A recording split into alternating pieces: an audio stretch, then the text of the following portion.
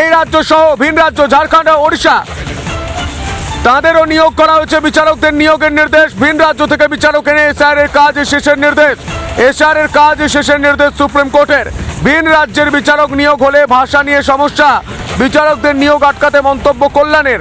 Supreme কোর্টে ধোপে tickle না কল্যাণের বিরোধিতা। কল্যাণের বিরোধিতা ধোপে টিকল না। ঝাড়খণ্ড ওড়িশা বাংলারই অংশ ছিল, দিল্লি হরিয়ানা থেকে এলে ভাষা সমস্যা হতে পারত, মন্তব্য সুপ্রিম কোর্টের প্রধান বিচারপতির। নথি যাচাইয়ের 250 জন বিচারক, নথি যাচাই করার জন্য 250 জন বিচারক, 50 লক্ষ নথি যাচাই, 80 লক্ষ তথ্যগত অসঙ্গতি। দেওয়ানি বিচারকদের নিয়োগ, ওড়িশা ঝাড়খণ্ডের বিচারকদের নিয়োগ, যাতায়াতের খরচ কমিশনের নিয়মে নথি যাচাই, অনুমোদিত নথি আধার কার্ড, মাধ্যমিকের অ্যাডমিট মার্কশিট গ্রহণ, 14 ফেব্রুয়ারির মধ্যে জমা নথি গ্রহণযোগ্য, 28 ফেব্রুয়ারি চূড়ান্ত তালিকা, পরে অতিরিক্ত তালিকা।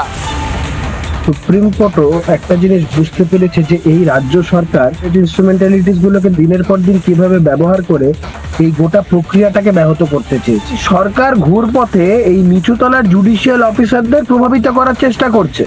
এই মত অবস্থায় জুডিশিয়াল অফিসাররাও কতটা নির্বিঘ্নে কাজ করতে পারবে এটা নিয়ে আমার যথেষ্ট ডাউট আছে। এই জুডিশিয়াল অফিসারদের সেফটি, সিকিউরিটি আর তারা যেন নির্ভয়ে কাজ করতে পারে। Election commission of India being a constitutional body আর হাইকোর্ট তাদের দুজনকে এনশিওর করতে হবে।